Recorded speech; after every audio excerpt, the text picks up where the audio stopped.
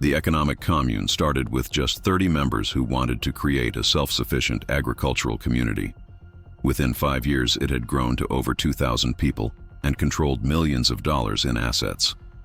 But the strict social control, financial exploitation, and isolation from mainstream society would eventually lead to its dramatic collapse and government investigation. This was just one of many social movements that began with utopian ideals but ended in scandal and social harm. Throughout history, charismatic leaders have created social movements that promise followers a better life, spiritual enlightenment, or social transformation. While many movements have positive impacts, some develop dangerous characteristics like financial exploitation, social isolation, and psychological manipulation.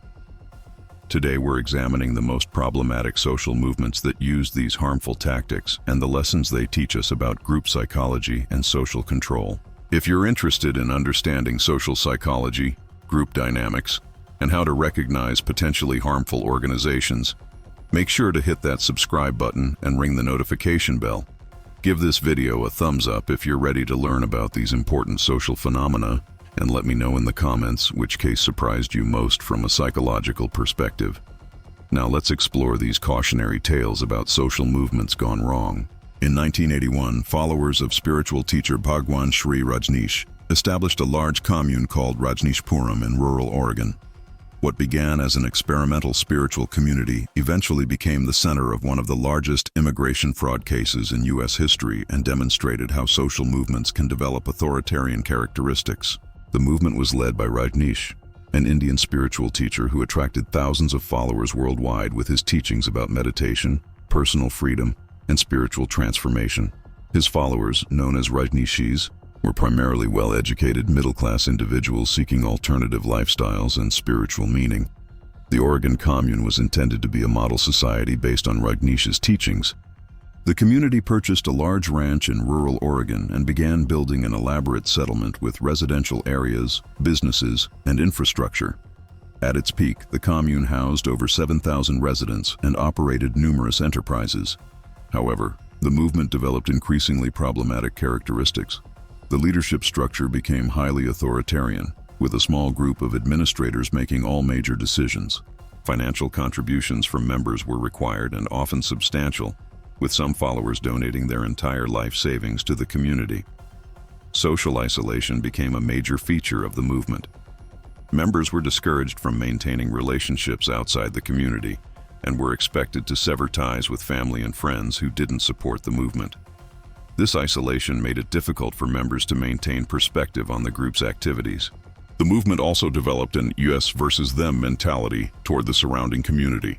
Conflicts arose with local residents and government officials over zoning issues, immigration matters, and the community's political influence in the area. Internal control mechanisms became increasingly strict. Members' daily activities were heavily regulated, and criticism of leadership was discouraged. The community developed its own internal economy, where members worked for the commune rather than receiving traditional wages. Immigration fraud became a major issue when it was discovered that the movement had arranged hundreds of fraudulent marriages to help foreign followers obtain legal status in the United States. This scheme involved systematic deception of immigration authorities and represented a significant violation of federal law. The movement also attempted to influence local elections through questionable means. They recruited homeless individuals from other cities to establish residency and vote in local elections, which raised serious questions about electoral fraud and manipulation. Environmental and health violations accumulated as the commune grew. The community struggled with waste management, water rights, and building code compliance. These issues created conflicts with state and federal regulatory agencies. The movement's finances became increasingly complex and opaque. Large sums of money flowed through various organizations and accounts, making it difficult for authorities and even members to track how funds were being used.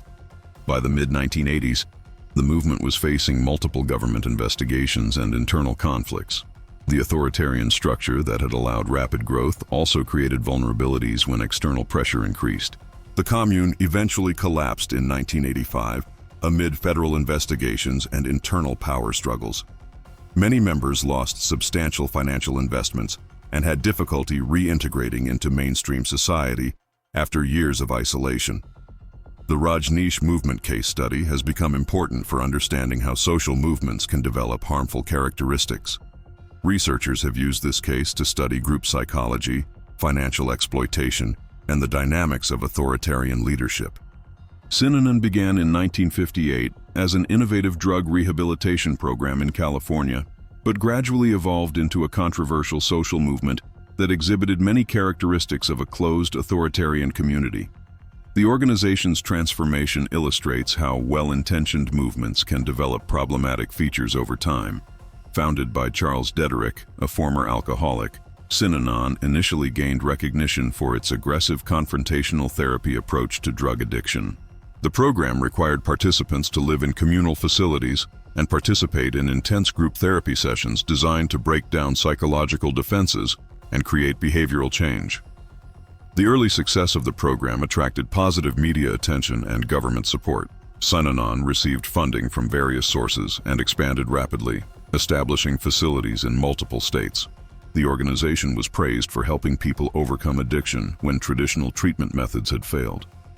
However, as Synanon grew, it began to develop characteristics that extended far beyond drug treatment.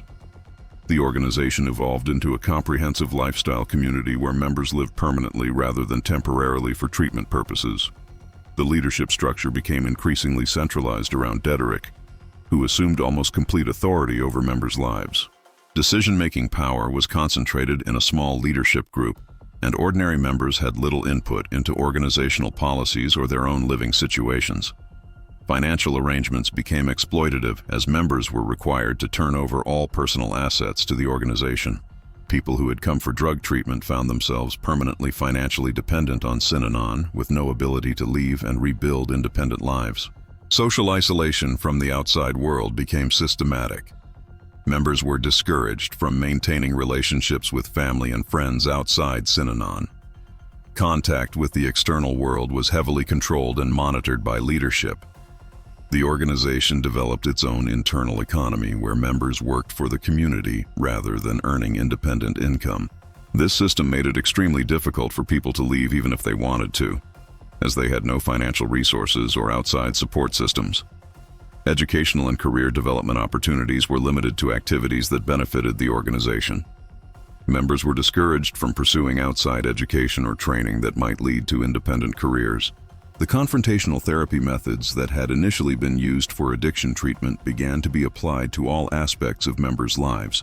These intense confrontational sessions were used to enforce conformity and suppress dissent within the community. Marriage and family relationships were heavily regulated by leadership. The organization made decisions about who could marry, when couples could have children, and how families should be structured. These interventions represented extreme control over personal life decisions. The organization began to exhibit increasing hostility toward outside critics and former members. This hostility sometimes escalated to harassment and intimidation tactics directed at people who spoke publicly about their negative experiences. Legal problems accumulated as the organization faced lawsuits from former members, regulatory investigations, and criminal charges related to various activities. The organization's aggressive response to legal challenges often created additional problems. By the 1970s and 1980s, Synanon had evolved far from its original mission of drug treatment. It had become a closed community with authoritarian leadership, financial exploitation, and social control mechanisms that made it difficult for members to leave. The organization eventually collapsed in the 1990s amid multiple legal problems and financial difficulties.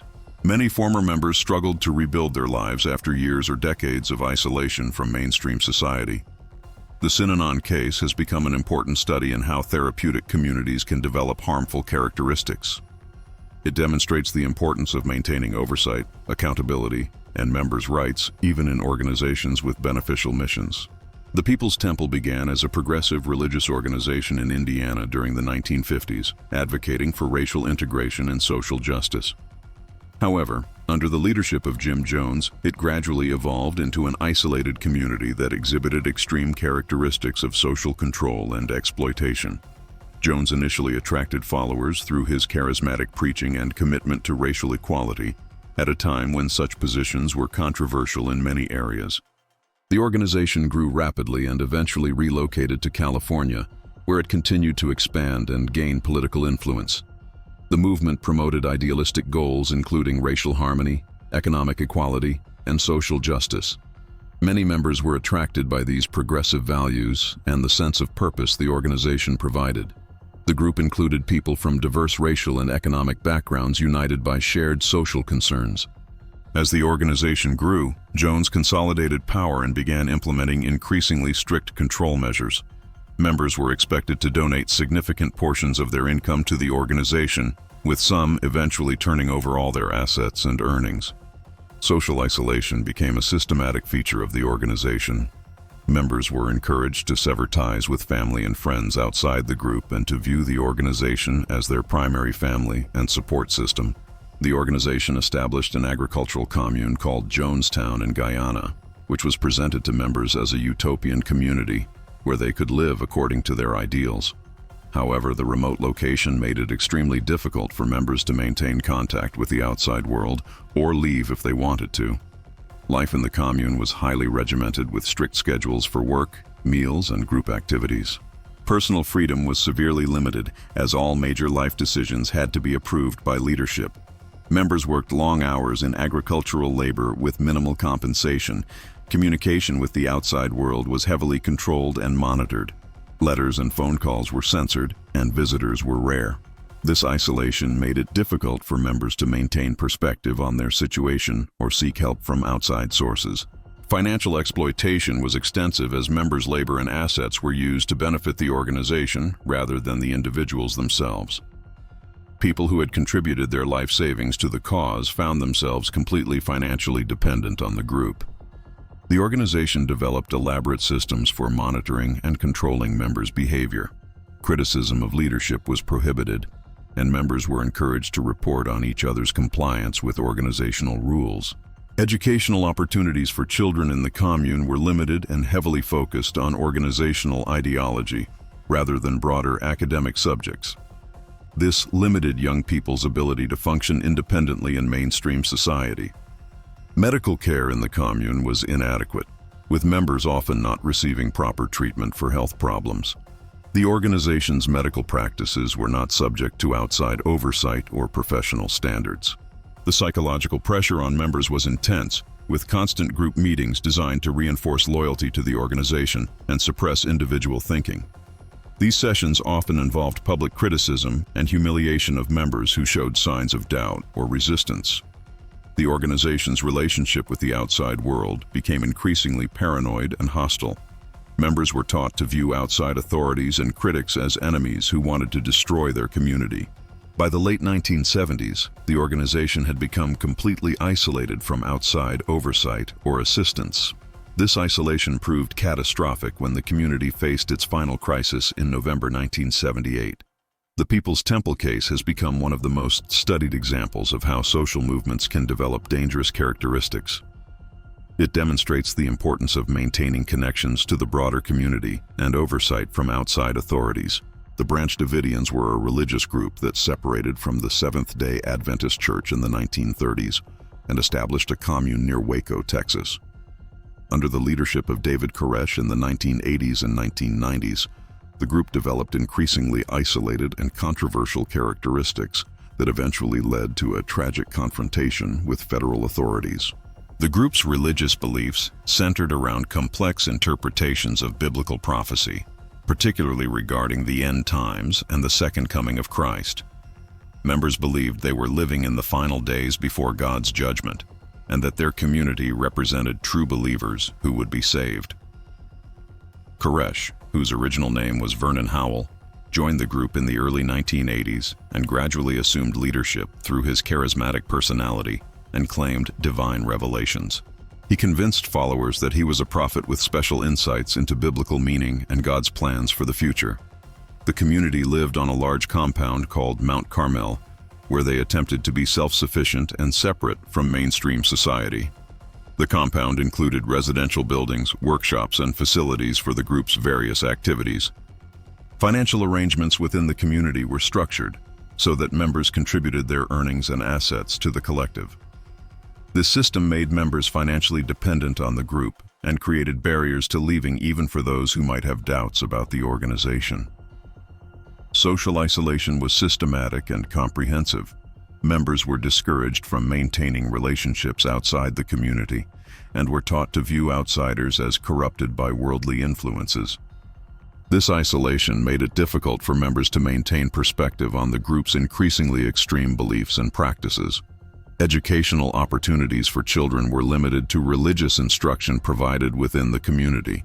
Children received minimal exposure to mainstream academic subjects or perspectives, which limited their ability to function independently outside the group.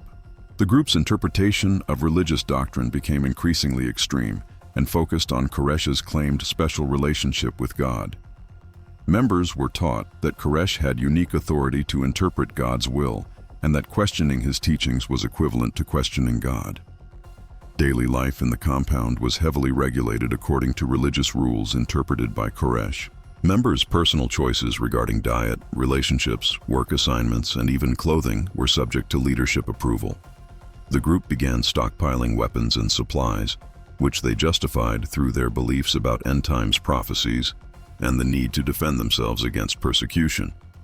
This weapons accumulation eventually attracted the attention of federal law enforcement agencies. Relationships with the surrounding community became strained as local residents expressed concerns about the group's activities and the welfare of children living on the compound. These concerns were shared with various authorities and social service agencies. The group's financial activities also drew scrutiny from federal agencies investigating potential tax violations and other regulatory issues. The complexity and opacity of the group's financial arrangements made oversight difficult. Internal dissent was discouraged through social pressure and religious teachings that emphasized loyalty to Koresh as God's representative. Members who expressed doubts or criticism faced social isolation within the already isolated community. The group's preparation for what they believed would be government persecution became a self-fulfilling prophecy, as their activities attracted increasing attention from law enforcement agencies concerned about weapons violations and reports of child welfare issues. In February 1993, federal agents attempted to serve search warrants on the compound, leading to an armed confrontation. The subsequent 51-day standoff ended tragically in April 1993, when the compound was destroyed by fire during a final assault by federal agents. The Branch Davidian case has become an important study in religious extremism, government overreach, and the dangers of isolated communities. It demonstrates how religious movements can develop characteristics that put members at risk and create conflicts with broader society. The Children of God, later known as the Family International, was founded in 1968 by David Berg, who claimed to receive direct revelations from God about the approaching end times. The movement grew rapidly during the 1960s counterculture period, but developed increasingly problematic characteristics as it evolved. The movement initially attracted young people seeking alternative lifestyles and spiritual meaning during the social upheaval of the 1960s. Berg's charismatic leadership and anti-establishment message appealed to youth who were disillusioned with mainstream society and traditional religion. The organization promoted a nomadic lifestyle where members lived in small communities that moved frequently between different countries.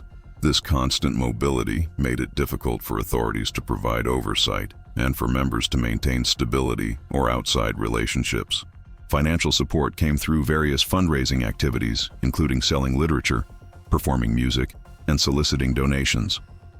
Members were expected to contribute all their earnings to the collective, creating financial dependence on the organization. The group's interpretation of Christianity became increasingly unorthodox and focused on Berg's claimed revelations, which were distributed through internal publications called Mo letters. These documents contained increasingly extreme teachings that deviated significantly from mainstream Christian doctrine. Social isolation was systematic as members were discouraged from maintaining relationships with family and friends outside the movement. Children born into the group had minimal contact with mainstream society and received limited conventional education. The organization's structure was highly authoritarian, with Berg maintaining absolute authority over doctrine and policy from his position in hiding. Local leaders enforced his directives without members having input into decisions that affected their lives. International mobility was used strategically to avoid government oversight and investigation. When authorities in one country began investigating the group's activities, members would relocate to countries with less oversight or different legal systems. Child welfare became a major concern as reports emerged of inadequate education, medical care, and supervision of children in the group. The nomadic lifestyle made it difficult to ensure consistent schooling or health care for young members. The group's financial practices were complex and opaque, with money flowing through various organizations and accounts in different countries. This structure made it difficult for authorities to track funds or ensure proper accounting. Recruitment techniques became increasingly sophisticated and targeted vulnerable individuals, including young people estranged from their families, people facing personal crises, and those seeking meaning and community. The organization developed elaborate systems for controlling information and preventing members from accessing outside perspectives. Members were discouraged from reading mainstream media or maintaining communication with outsiders. Internal discipline systems were used to suppress dissent and enforce conformity with organizational rules. Members who questioned policies or expressed doubts faced social isolation and sometimes expulsion from the community. The group's teachings about relationships and sexuality became increasingly controversial and attracted negative attention from child protection authorities and law enforcement agencies in multiple countries. By the 1980s and 1990s, the organization was facing investigations and legal challenges in numerous countries. Former members began speaking publicly about their experiences and raising concerns about the group's practices. The organization has undergone various reforms and name changes in response to legal pressures and public criticism. However, many of the fundamental structural problems that enabled exploitation and abuse have proven difficult to address. The Children of God case demonstrates how international mobility can be used to evade oversight and accountability. It highlights the importance of international cooperation in protecting vulnerable individuals in global organizations. The Sullivan Institute for Research and Psychoanalysis was founded in New York City in the 1950s as a psychotherapy training and treatment center. However, under the leadership of Saul Newton and Jane Pierce, it evolved into a closed community that used therapeutic techniques as methods of social control. The institute was named after psychiatrist Harry Stack Sullivan and initially appeared to be a legitimate psychoanalytic training organization. It attracted mental health professionals and patients seeking innovative approaches to therapy and personal growth. The therapeutic approach emphasized the importance of breaking free from family relationships and traditional social structures, which were viewed as sources of psychological dysfunction. Patients were encouraged to sever ties with family members and rely primarily on relationships within the therapeutic community. Living arrangements became highly controlled as patients and trainees were encouraged to live in communal apartments managed by the organization. These arrangements made it difficult for people to maintain independent living situations or relationships outside the community. Financial exploitation developed as patients and trainees were required to pay substantial fees for therapy and training, while also contributing to the organization through work and living arrangements. Many people ended up turning over significant portions of their income to the institute. The therapeutic process became a tool for enforcing conformity rather than promoting genuine psychological growth. Therapy sessions were used to pressure people to conform to organizational expectations and suppress individual desires or goals. Professional boundaries between therapists and patients were systematically violated. The organization's leaders maintained romantic and sexual relationships with patients, which created conflicts of interest and opportunities for exploitation. Social isolation from the outside world was promoted as therapeutic necessity. Members were taught that maintaining relationships with family and friends outside the community would interfere with their psychological development. Career and educational decisions were heavily influenced by organizational priorities. Members were discouraged from pursuing opportunities that might lead them away from the community or reduce their involvement with the institute. Child-rearing practices were highly controlled, with organizational leaders making decisions about how members' children should be raised. Children were often separated from their parents and raised communally according to the organization's theories about child development. The organization developed elaborate systems for monitoring and controlling members' personal relationships. Marriage, divorce, and parenting decisions were all subject to approval and guidance from organizational leaders. Professional training provided by the Institute was not recognized by mainstream mental health organizations, which limited graduates' ability to practice independently outside the community. This created additional barriers to leaving the organization. Internal conflicts and power struggles developed as some members began to question the organization's methods and leadership. These conflicts were often handled through therapeutic techniques that were actually forms of social pressure and manipulation. Legal problems accumulated as former members filed lawsuits alleging professional misconduct, financial fraud, and psychological abuse. These legal challenges revealed the extent to which therapeutic techniques had been used for exploitation. The organization's influence declined significantly in the 1980s and 1990s as legal problems mounted and public awareness of its problematic practices increased. Many former members required extensive therapy and support to recover from their experiences. The Sullivan Institute case demonstrates how legitimate therapeutic concepts can be distorted and used for social control and exploitation. It highlights the importance of professional oversight and ethical standards in mental health organizations. The Ashtabula Group was a small but influential religious community that operated in Ohio from the 1960s through the 1990s. Despite its relatively small size, the group developed sophisticated systems of financial and social control that made it extremely difficult for members to leave. The group was led by a charismatic leader who claimed special religious insights and the ability to guide followers towards spiritual enlightenment. The leader's teachings combined elements from various religious traditions with unique interpretations that emphasized total commitment to the community. Members were required to turn over all personal assets to the organization upon joining. This included homes, savings accounts, investments, and any other valuable property. The justification was that material possessions interfered with spiritual development. The organization operated several businesses that employed members for minimal wages. The profits from these enterprises were controlled by leadership and used to support the community's activities rather than providing economic benefits to the workers. Housing was provided by the organization in communal arrangements that made privacy and independent living impossible. These living situations created constant surveillance and social pressure to conform to group expectations. Employment outside the organization was discouraged or prohibited. Members were taught that working for outside employers would expose them to corrupting influences and interfere with their spiritual progress. Educational opportunities were limited to religious instruction provided within the community. Members were discouraged from pursuing formal education that might expose them to different ideas or provide skills for independent living. Social relationships were heavily regulated, with leadership making decisions about marriages, friendships, and family relationships. Members were discouraged from maintaining close relationships with people outside the community. Communication with the outside world was monitored and controlled. Phone calls, letters, and visits were subject to approval and supervision by leadership. This isolation made it difficult for members to maintain perspective on their situation.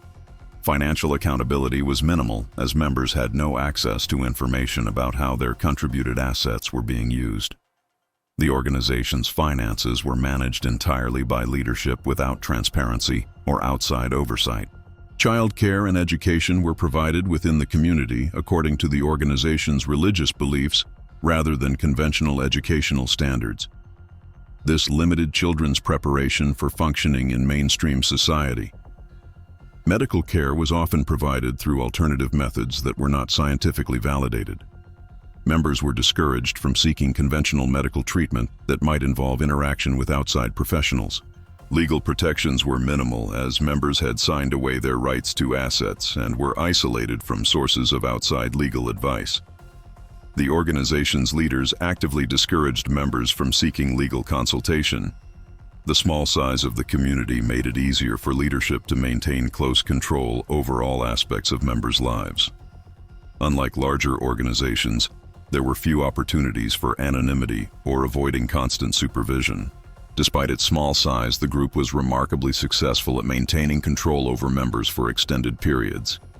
Some people remained in the community for decades, turning over their entire adult lives to the organization's control. The group eventually disbanded in the 1990s when leadership aging and external pressures made continued operation difficult. Former members faced significant challenges rebuilding their lives after years or decades of complete dependence on the organization. The Ashtabula Group case demonstrates that even small organizations can develop highly sophisticated control mechanisms. It shows how financial exploitation can be combined with social isolation to create extremely effective barriers to leaving. These case studies reveal common patterns in how social movements can develop harmful characteristics that exploit and control their members. Whether large international organizations or small local communities, these groups share several dangerous features that should serve as warning signs. Financial exploitation appears in virtually all problematic social movements. Leaders systematically extract assets and labor from members while providing minimal benefits in return. This economic dependence becomes a major barrier preventing people from leaving even when they recognize problems. Social isolation is another universal characteristic of harmful movements. Members are systematically cut off from family, friends, and outside sources of support and information. This isolation makes it difficult to maintain perspective on the group's activities and creates emotional dependence on the organization. Authoritarian leadership structures concentrate power in the hands of a small group or single individual, while denying members any meaningful input into decisions that affect their lives. This concentration of power enables systematic exploitation and abuse. Information control prevents members from accessing outside perspectives that might help them recognize problems with the organization. Through restricting communication and education, leaders can maintain false narratives about the organization and the outside world. Barriers to leaving are created through financial dependence, social isolation, and psychological manipulation. Even when members recognize problems, they may feel unable to leave because they lack resources, outside support, or confidence in their ability to function independently. These patterns appear regardless of the movement's stated ideology or mission. Religious groups, therapeutic communities, political movements, and lifestyle communes can all develop these harmful characteristics if proper safeguards are not maintained. Understanding these patterns helps us recognize potentially problematic organizations before they cause serious harm. Warning signs include demands for total commitment, discouragement of outside relationships, financial arrangements that create dependence, and leadership structures that resist accountability. The psychological techniques used by these organizations are sophisticated and can affect intelligent, well-educated individuals. Understanding how these techniques work helps protect against manipulation and exploitation. Prevention requires maintaining connections to the broader community, preserving individual rights and autonomy, ensuring financial transparency, and creating mechanisms for accountability and oversight. Recovery for former members often requires extensive support and sometimes professional assistance. The psychological, financial, and social damage caused by these organizations can take years to overcome. These cases also highlight the importance of regulatory oversight and legal protections for individuals in communal organizations. While freedom of association and religion are fundamental rights, these rights must be balanced against protection from exploitation and abuse. Education about these issues is crucial for preventing future exploitation. Understanding how social movements can go wrong helps individuals make informed decisions about organizational involvement and helps society maintain appropriate protections. If this educational content helped you understand the psychology of social movements and how to recognize potentially harmful organizations, make sure you're subscribed for more content about social psychology, group dynamics, and critical thinking. What other aspects of social movements would you like us to explore? Leave your suggestions in the comments below. And remember, understanding these patterns helps protect ourselves and others from exploitation and manipulation.